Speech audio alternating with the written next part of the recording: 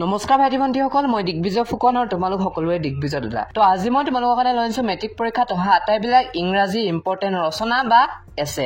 তো এইবিলাকৰ পৰাই তোমালোকৰ এইবাৰ 2026 মেট্ৰিক পৰীক্ষাত কমন পৰিব।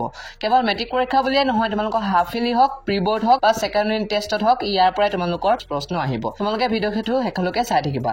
আৰু এই ভিডিঅ'ৰ শেষত তোমালোকক মই প্ৰমাণ দেখাম কেনেকে প্ৰশ্নবিলাক এইকেইখন ৰচনাৰ পৰাই আহে।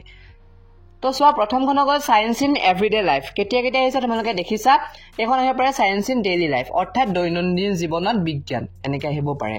ছেকেণ্ডখন হৈ গ'ল ফিজিকেল এক্সাৰচাইজ, অৰ্থাৎ শাৰীৰিক ব্যায়ামৰ বিষয়ে লিখিবলৈ আহিছে, বা আহিব পাৰে বেনিফিটছ অফ ফিজিকেল এক্সাৰচাইজ, অৰ্থাৎ শাৰীৰিক ব্যায়ামৰ উপকাৰসমূহৰ বিষয়ে লিখিবলৈ আহিব পাৰে। তো কেতিয়া কেতিয়া আহিছে দেখিছা? লিখিবলৈ ট্ৰাই কৰা। যদি নোৱাৰা মই তোমালোকক লিখি দিম, তোমালোকে মুখস্থ কৰি ল'বা বা তোমালোকে মনত ৰাখি ল'বা, ঠিক আছে? নেক্সট আহিলে চোৱা, 3 নম্বৰতে কৈছে এ বুক ইউ এডমায়াৰ, অৰ্থাৎ তুমি প্ৰশংসা কৰা কিতাপখনৰ বিষয়ে লিখিবলৈ আহিছে।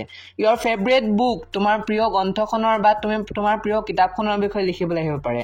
এ বুক ৰিচেণ্টলি আই ৰিড, তুমি খন্তেকতে বা কেইদিনমান আগতে পঢ়ি যোৱা এখন কিতাপৰ বিষয়ে লিখিবলৈ আহিব পাৰে, ৰিচেণ্টলি পঢ়ি যোৱা এখন কিতাপৰ বিষয়ে। এই ফেমাছ বুক, এখন বিখ্যাত কিতাপৰ বিষয়ে তোমাৰ লিখিবলৈ আহিব পাৰে।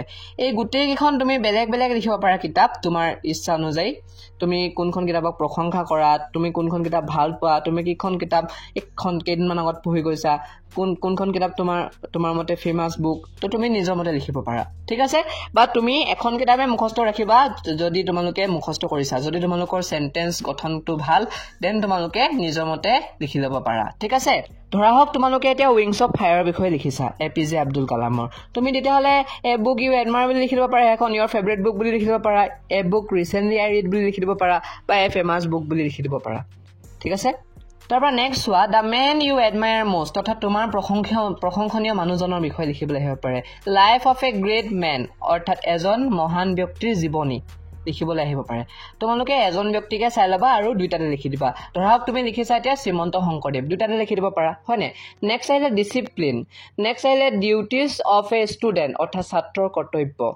নেক্সট আহিলে চোৱা, কনজাৰ্ভেশ্যন অফ ৱাইল্ড লাইফ, অৰ্থাৎ বন্যপ্ৰাণীৰ সংৰক্ষণৰ বিষয়ে লিখিবলৈ আহিব পাৰে। A visit to place of historical interested, অৰ্থাৎ তোমালোকৰ যিটো ঐতিহাসিক ঠাই এখনৰ বিষয়ে লিখিবলৈ আহিব পাৰে। নেক্সট দেখিছা, পাংচুৱেলিটিৰ বিষয়ে লিখিবলৈ আহিছে।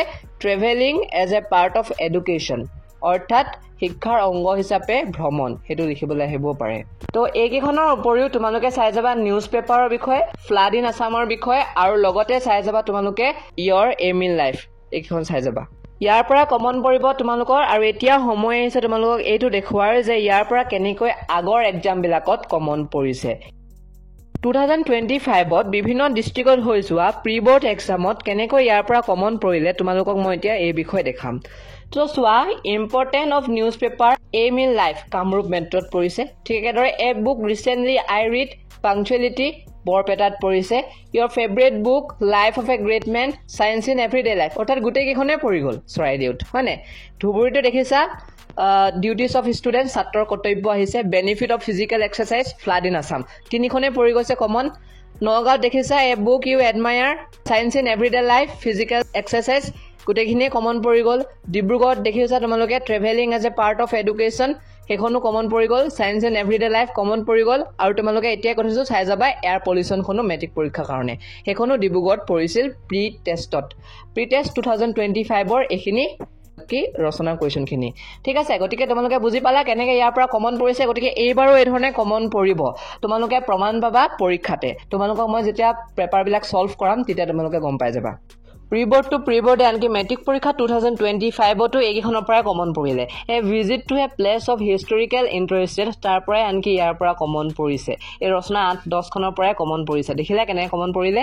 2026তো এখন হ'লেও ৰচনা এই ধৰণৰ কমন পৰিবই। গতিকে তোমালোকে এইখিনি ভালদৰে পঢ়ি যাবা, তোমালোকৰ ৰচনাত থকা 5 নম্বৰটো তোমালোকে খুব ধুনীয়াকৈ পাই যাবা। তো এয়াই আছিল আজি ভিডিঅ'। যদি ভিডিঅ' চাই ভাল পালা তেতিয়াহ'লে ভিডিঅ'টো লাইক কৰা বা নকৰা সেইটো তোমালোকৰ লগত কথা, কিন্তু শ্বেয়াৰ কৰি দিবা লগৰটোলৈ। আৰু লগতে তোমালোকে এই ধৰণৰ ইম্পৰ্টেণ্ট ভিডিঅ'বিলাক পাই থাকিবৰ কাৰণে মোৰ চেনেলটো ছাবস্ক্ৰাইব কৰি কাষত থকা বেল আইকনটো প্ৰেছ কৰি অল কৰি দিবা। লগ পাম এটা নতুন ভিডিঅ'ৰ সৈতে, তেতিয়ালৈকে বাই বাই।